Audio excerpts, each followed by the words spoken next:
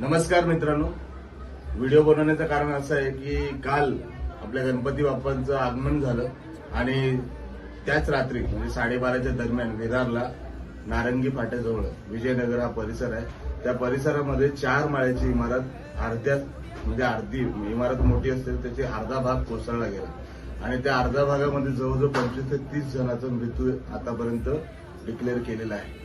पण असं आहे की आता जर आपण विरार नालासोपारा वसई विरारमध्ये राहत असेल आणि आपली बिल्डिंग जवळजवळ 20-25 वर्ष जुनी झाली असेल तर कृपया करून त्या बिल्डिंगची दुरुस्ती करा, नाहीतर ती पाडून पुन्हा निर्माण करा.